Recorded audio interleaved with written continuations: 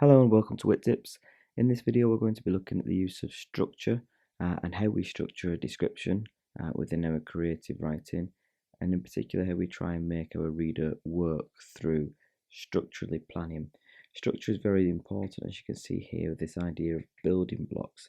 That's what structure is. It's the big building blocks in which it allows you to attach other things to. If you get your structure right, it makes it very easy to get your sentences right, and your imagery within your sentences and your words within your imagery all start to come. So structure is the big important thing, the big ideas, if you will, that ties everything together, and then you can add on the different layers and different other components. So structure is very, very important for you in a successful piece of examination writing or any piece of writing. So structure is important for you in your writing. It's also very important for your examiner and your teachers as they're marking your work. So if you have a look here, we've got some bullet points from the mark scheme. Assessment Objective 5 from the AQA examination mark scheme under the heading Content and Organisation. 24 marks available for this. 2 bullet points to look at. The first one, your writing is compelling, incorporating a range of convincing and complex ideas. I've made the word compelling in pink here because that's an important one. This is from the top of the mark scheme. And what does it mean sometimes, some of these words? What does compelling mean? Well, the subtitle here is making your reader work. If you're making your reader think, if you're making your reader engaged enough to be hurrying to read on, then that's an important thing. And we'll try and have a look at how we might do that. It's all about trying to manipulate your examiner / reader into thinking, feeling, experiencing something, wanting to know something, not always giving them satisfaction and resolution that they desire. Okay, you've got to try and make them work. If you can make them work, then it will lend your writing to be more compelling. And it says varied and inventive use of structural features. We know that's part of English Language Paper 1 question 3, analysing a text structure and a writer's use of structures. You've got to then put similar structures into your writing, and that's an important and a good range of structural features, and that will also help for you to flesh out ideas and to make your examiner work. So very, very important thing is structure within your writing. So if we're going to have a look at structure, let's just revise a couple of key structural terms and vocabulary. Some very straightforward, some you may not have heard of before, but I'm going to be using some of this language today, so it's good to go over it and revise it as well. Key for English Language Paper 1 question 3 to some of these words. So the first one is repetition, very straightforward, when words or phrases or ideas are repeated for a prescribed or a specific effect. Next one, reiteration, similar to repetition but not exactly the same. Reiteration is repeating something, and I try to teach students that it's often with some kind of subtle change for again another kind of purpose or emphasis. So if you're reiterating something, it's often because it's important, so you might want to exaggerate that importance the second time you come back to it, or the third time, and keep exaggerating it. If you're reiterating something because somebody's not understood something, then you might have to change your language again. Okay, so they're quite an important distinction. The next two, digression and shifts, are similar. Digression is movement away from a main subject or topic within your piece of writing. Shifts, again, as you shift from one topic or focus to another, often between sentences or paragraphs. That's an important structural feature. Motifs are reoccurring symbols, and we've said symbols are objects that take on a deeper significance. So that's another important thing that we can use for planning for structure.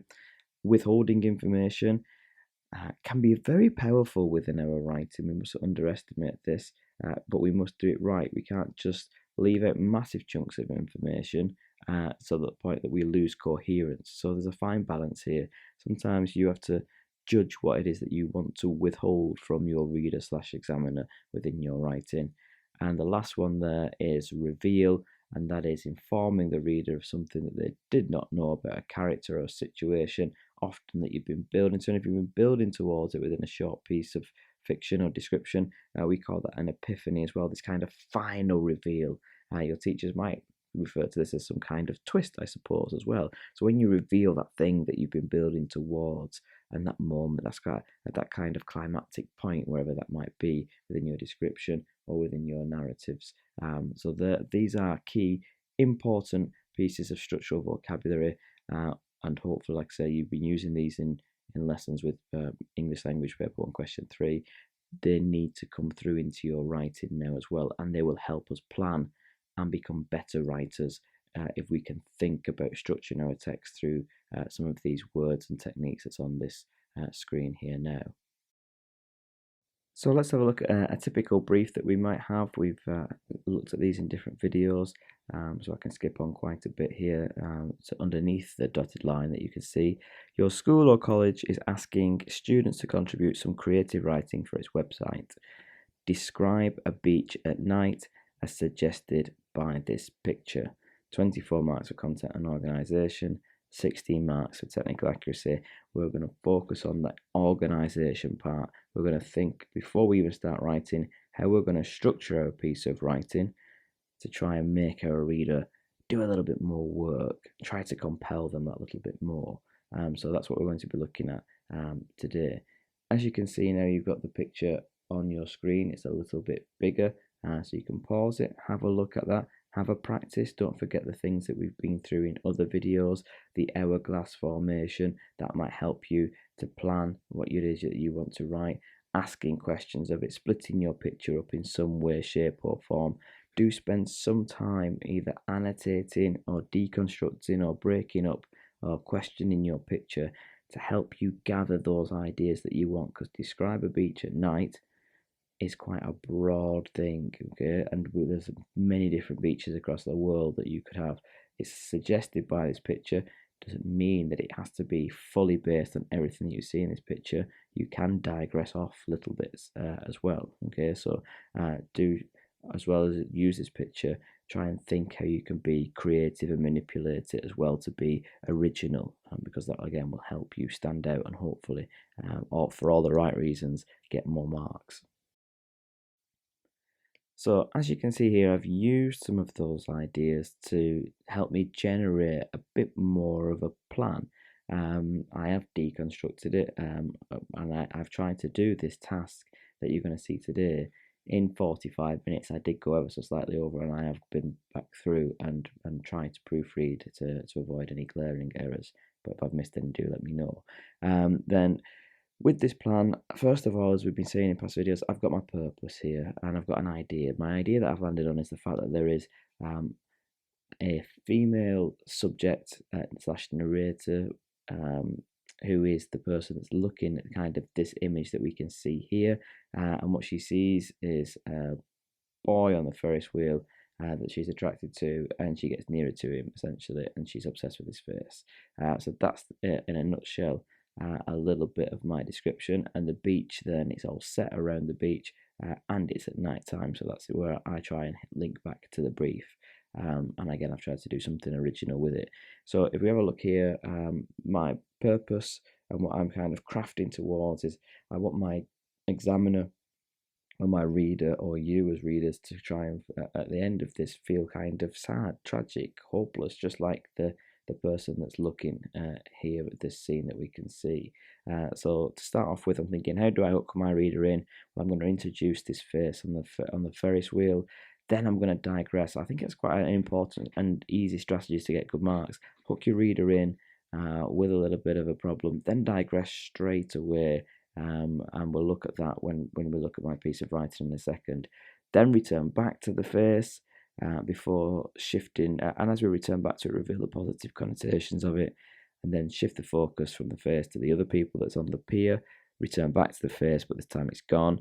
Shift focus back to the Ferris wheel, and then bring the characters together before a final reveal of another face. So I've got there quite an outline. Now each of those essentially become different paragraphs for me. I've then got to decide, well, the first one might be quite a short one. The second one, when I'm trying to describe the atmosphere, might be a lengthier one. So I'm going to have to build in some more images. So it will help you also structure, vary your paragraph lengths and sizes, and help you to paragraph accurately as well, by planning in this way. And I put myself a little note there. And these notes are equally as important for your teachers and your examiners as they are for you, because it allows them to see your thought process. You don't have to spend hours planning. These could be things that you've jotted down quite quickly, but it helps them see where and how you're trying to structure your particular piece and what effects you're going for. This feeling of sadness and tragic and hopelessness at the end of the, and this idea here at the bottom, never reveal / any describe any quality of face. I've put that in there. I might change my mind, I might not stick to it, but so my examiner knows, why has he not described the face within this description? Because I don't want to. And it's a decision that I've made to withhold that from you, in the hope that it will make you work about what this face is like. Okay, so let's have a look and see how this has come out in practice when I've tried to write this up. So this is my example piece of writing from that plan, and I've made some things pink for you here, because these are the structural features that I've tried to include to really compel my reader, make my reader / examiner work. This idea of the face and the face repeated throughout, and digressing away from it and coming back to it, and withholding information about it and revealing little snippets throughout, is what I'm trying to do and how I'm trying to manipulate my reader, all set around this beach at night. Okay, so I'll read through it and try and talk through some of the choices that I've made here. I'd no sooner seen his face and it had gone. Late August, summer was nearly over. Generously the moon shone down upon the beach. Excited voices carried off the end of the pier and skimmed like pebbles across the dark sea. Lights flashed and dazzled alluringly. The smell of burning seawater, warm steel, used rubber, and sweet sugary foods infused rather romantically in the nostrils. Senses were alert, sharpened. That's probably why I caught sight of him from such a distance. I was alerted. That, and the striking, piercing features of his face. Again, all too fleetingly, it was nothing more than a memory. So here, if you have a look at some ways in which I get marks, if you look at this first paragraph, I'd no sooner seen his face and it had gone. Hopefully that's an engaging and hook into my description here, with the fact that we don't know who he is, and we don't know where it had gone by the end of it, but we know that there's a face. So straight from the off, I'm trying to make my examiner and reader work and make them think and make them ask questions and make them want to try and read on to get the answer to these questions. Then I digress. I don't give them the satisfaction of saying any more about this male character that I've referred to, because I digress and I change and I shift and I go on to talk about what the night was like. I gave a date and a time, so late August, summer. I use a bit of personification in there. I've got generously the moon shining down on the beach. Again, I'm thinking about crafting my sentences here now. I can put longer, more complex sentences in here as I add in description. I can use lists. I can use personification to describe the moon. I can create imagery with the voices that's being carried off the end of the pier, skimming like pebbles. So I've got a simile in there, across the dark sea. Don't underestimate the vocabulary there of dark sea, because the darkness there of that dark sea completely juxtaposes the generous moonlight that's been shining down there, because there is an element of foreboding and foreshadowing here that there might be some darkness to come. Then in the third paragraph that you see here, back to the features of the face, and I give a little bit more information. I just tell you that this face, the reason why it stands out and the reason why I'd seen it is because that this face is striking and it's piercing, and that's an important little feature there. For good reasons or bad reasons, we're probably thinking more positive here, which was in my plan. I want my examiner and reader to feel that this is a positive face that we're looking at. So that's why I've put in the word striking there as well, so they don't think that there is kind of some sort of terror or something wrong with the face that this person has seen. They've seen it for the right reasons, this striking face. Could have put the word beautiful in there, and if I could go back and redraft it and add things in, I probably would change that around slightly. And that again is all about practicing writing. The more you practice, the better you will become at it. The next part then, I'll read to you. Now my eyes were drawn to the others. These, however, seemed faceless, soulless in comparison. Groups of people parodied themselves. Young children ran excitedly between stalls and rides.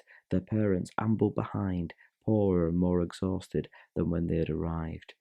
Teenagers clustered together in the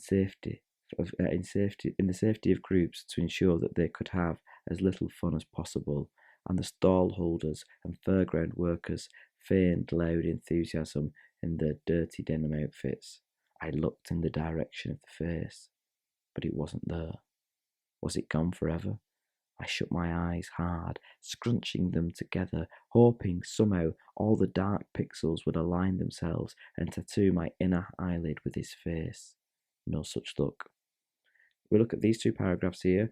I've got my discourse marker, then my fluency marker. I'm tying it together. Now my eyes were drawn to others from this face that I was looking at before. I go from this striking, the beautiful face to a different set of faces my eyes are drawn to. So there's a link there. Structurally, there's a link to tie these paragraphs together.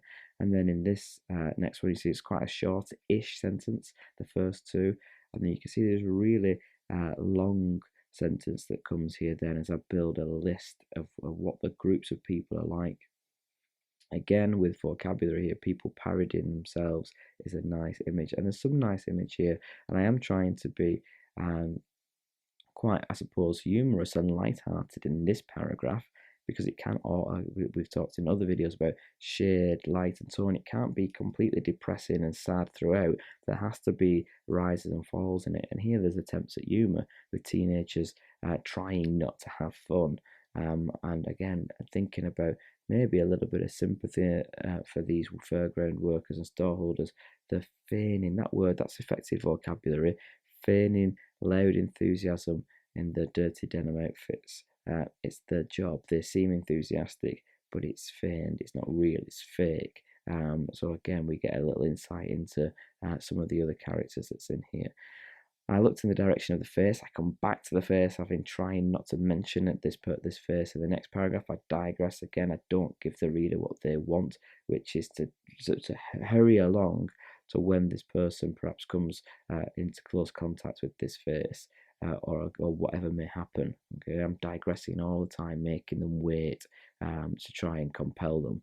I looked in the direction of the face, but it wasn't there. Again, think about, even though it's a description, sometimes in people's descriptions you forget about different sentence moods as well. So we just write a series of declarative sentences, telling sentences, but don't forget you can put other types of sentences in there to vary it. Was it gone? I've built a question in there again to try and vary a little bit, and again shorter sentences, no such luck. Some nice imagery, tattooing my inner eyelid, okay, is a nice one to try and think. When we really shut those eyes and we can see those little pixel things that dancing around, and they wanted to realign into this boy's face again. Now we start to bring them together. I was now at the Ferris wheel. It was the ride that stood out the most. Of course it did. It dominated the skyline, towering over the rest of the rides like a giant wizard. It was old and tired, but deceptively speedy in its rotations. Its grubby white paint, bubbled and chipped from a long summer of sea spray, was coarse to touch. And now I was touching it. I was at the foot of one of the legs, waiting for it to stop, eagerly watching. My wait was rewarded. It slowed and stopped. It was him. That face that I picked out from hundreds of yards away, now in high definition, only several feet from mine. It was perfect. Hopefully you can see here again more crafting, and this is me bringing them together. So there's a little bit more action in my description here of this beach scene at night. And to compensate for that, or to allow me to do that, I've used a lot more shorter sentences in here to increase the pace a little bit. So again, I'm conscious of that. When I look at the beginning of this paragraph here, I'm talking about the Ferris wheel. It's the big thing that I picked out. And again, some more shorter paragraphs, some more shorter sentences here. Effective vocabulary. It's not just big. I did start off with trying to say how tall the Ferris wheel was in comparison to everything else, but I've got it in my imagery here. It's towering over the rest of them. and it's dominating the skyline. That's the effective vocabulary. And again, that's about judging it. I'm not trying to think of better words for tall or big. It's the fact that this is a dominant piece of machinery is quite a nice thing. And again, that the kind of the textures here of the bubbled and chipped paint is an important thing. We've all kind of touched paint at fairgrounds when it's starting to crack. And again, this idea that something's cracking and it's coming apart goes with this sense of foreshadowing in the description that it's not going to potentially end well. And back to that face now, I brought them near in this paragraph. These faces have gone from hundreds of yards away to quite close together, and it's a perfect face. It's beautiful. It's in high definition now, but I've stopped at this paragraph and not given my reader that moment where they actually meet at that point. That's got to come again. Okay, so again at the end of this paragraph, it's if you think of it as a mini point in this, it's like, oh, they're together, what's going to happen next? I want to compel my reader to try and find out what's going to happen with these with this face as our narrator gets a little bit nearer to it. And to finish, after that quite lengthy paragraph, a couple of shorter paragraphs here. I stood stroking my blonde plait with both hands and then froze in horror. His face touched another. A girl? His girl? I turned quickly and walked down the wooden pier, sand cracking like grass beneath my converse. My hopes equally shattered. Another summer by the beach done. Another summer single. Another face lost forever. So here at the end of it, it is that it's not a happy ending. This face that she's picked out of this crowd, whether she knew this character or not before, I don't give any of that away. But he's with somebody else, and that's the heartbreak of kind of unrequited love, and this kind of turning away quickly. I don't dwell on it too much, but she's sad and she just wants to get away as quickly as she can. That frozen horror is quite a nice little stock phrase as well that you can try and build in to your writing. And the last paragraph there, another summer by the beach done, another summer single. We've got repetition, effective repetition of sentences there, anaphoric phrasing, another, or triplication, your teachers might refer to it as. But again, I'm in control of my sentences. And again, I come back to this face as well. It's his face, and this is the I suppose the reveal moment. His face touching another, and she so wants it to be hers, but it's not. And again, this idea that this is not the first time it's happened to this particular narrator. It's another face that's lost forever. And our reader finishes here on hopefully, or examiner finishes here hopefully on a reflective point of unrequited love, and will this character ever fall in love?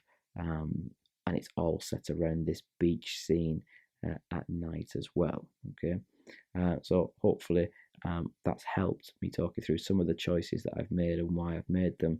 And by putting that plan at the beginning and thinking about structural features and thinking about trying to have something repeating throughout my writing, it's given me a focus, because I know that I can keep coming back to something and keep going away from it. And if you can try and build that into your descriptions or even into your narratives, then your writing will be more engaging because of it. So have a go, have a practice, and see if it works for you. So this is the last in these little series of videos on creative writing and explorations of creative writing. So to bring it all together, and hopefully there's videos that cover everything that I've put on here, some final tips for you if you're planning to have a go at a piece of writing, or it's building up to your examinations or assessments. I've tried to pull these final Whit tips together for you. So make sure, obviously, you read the question and the brief as carefully as you can. Spend some time deconstructing your brief.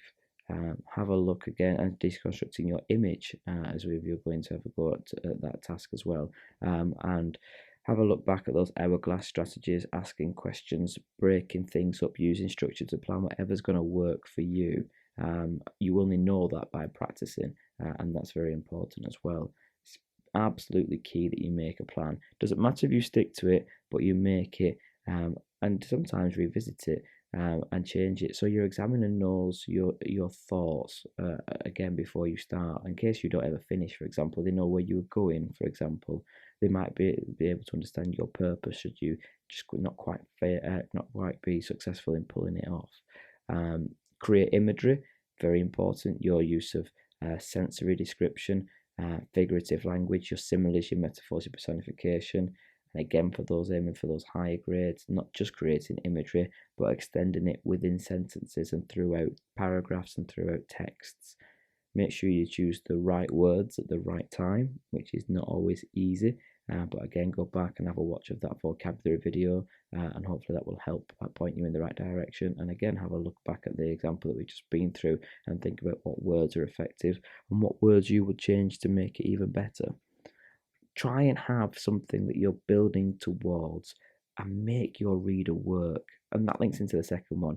What is the purpose? Craft towards it. When you know what you're building towards, when you know what reaction you want for a particular object or scene or character within your writing, then you can craft towards it.